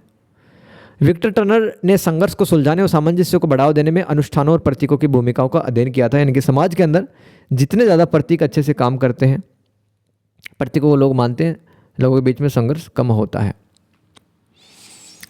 तो इंग्लिश में पढ़ लो यार। Symbolism in anthropology studies how humans use shared learned symbols like language, art, myths, rituals to create and communicate cultural meaning, shaping identity, social order and understanding of the world. ये symbolism का मतलब है। Symbols as vehicle of culture काम करते हैं। Symbols aren't just object, they carry deep culture meaning, transmitting values and way of viewing the world. जैसे कि राखी है, तो राखी थ्रेड नहीं है, ये सिर्फ धागा नहीं है, it symbolise a family bond in South Asia. इसके अलावा symbols gain power because members of a culture generally understand them, though meanings can differ across cultures and context. अब एंथ्रोपोलॉजिस्ट इंटरप्रेट सिंबल्स, मतलब कुछ मानव विज्ञानी है ना, एंथ्रोपोलॉजिस्ट होते हैं, वो इंटरप्रेट करते हैं, समझाते हैं सिंबल्स को within their specific culture milieu, analysing layers of meaning in practices like myth, rituals and art to grasp how meaning and is constructed. तो प्रतीकों को समाज कैसे देखता है, कैसे समझता है, कैसे एक पीढ़ी से दूसरी पीढ़ी में अर्थ वो जाता रहता है, मीनिंग उसका ट्रांसफ़र होता रहता है, हम लिख सकते हैं सिंबलिज्म में। विक्टर टर्नर थे, इन्होंने एक्सप्लोर किया रिचुअल्स एंड सिंबल्स को roles in mediating conflict and fostering cohesion. Fostering यानी कि बढ़ावा देना, कोहेसन यानी कि संबंध बनाना। तो समाज के लोग हैं सिंबलिज्म की सहायता से अच्छा बेटर रिलेशनशिप बिल्ड करते हैं। वंशावली क्या होती है भाई, बहुत अच्छे से जानते हो, जीनियोलॉजी। वंशावली, मानव विज्ञान में वंशावली रिश्तेदारी और वंश का मानचित्रण करने की एक प्रमुख विधि है, जिसमें आरेखों यानी कि जो ट्री डायग्राम होते हैं ना, फैमिली ट्री डायग्राम, जैसे कि परदादा से स्टार्ट हुआ कहानी, परदादा की कितनी बहनें थी, फिर परदादा के कितने बेटे हुए, ऐसा ट्री बनाते हैं ना अपन, उसको पारिवारिक वृक्ष कहते हैं, फैमिली ट्री। और सटीक शब्दावली का उपयोग करके यह समझा जाता है कि समाज सामाजिक संबंधों, अधिकारों, संपत्ति और पहचान को कैसे व्यवस्थित करते हैं। यह सरल जीव विज्ञान से परे जाकर सांस्कृतिक रूप से पारिभाषिक संबंधों जैसे कि दत्तक, गोद लिया हुआ, काल्पनिक यानी कि जो आप दोस्त बनाते हैं वो भी किसके अंदर आ जाएंगे, वंशावली के अंदर आ जाएंगे, और सामाजिक संरचना और दायित्व के गहरे सांस्कृतिक प्रतिरूपों को उजागर करता है। एल.एच. मॉर्गन के अनुसार यह लोगों के आपसी संबंधों का अध्ययन करने का एक वैज्ञानिक उपकरण है। क्या? वंशावली। लोगों के बीच में आपको रिलेशंस का स्टडी करना है, कौन किसका भाई था, है ना। जो विवाह, विरासत और सामाजिक स्थिति के विश्लेषण का आधार बनता है। समाज के भीतर भी रह करके अपन दोस्ती निभाते हैं, उन दोस्तों के नाम भी आ जाएंगे वंशावली में। विशेष रूप से उन संस्कृति में जहाँ पर रिश्तेदारी ज़्यादा ही महत्व रखती है, तो वहाँ पर वंशावली काफ़ी इंपॉर्टेंट रहती है। तो इन anthropology, genealogy is a core method for mapping kinship and descent using diagrams like family trees and precise terminology, examples wives brother, to understand how societies organize social relations, rights, property, यानी कि एक समाज है वो किस तरह से अधिकारों का, कर्तव्यों का और संपत्ति का बंटवारा करता, पहचान बनाता है। Moving beyond simple biology to include culturally defined connections.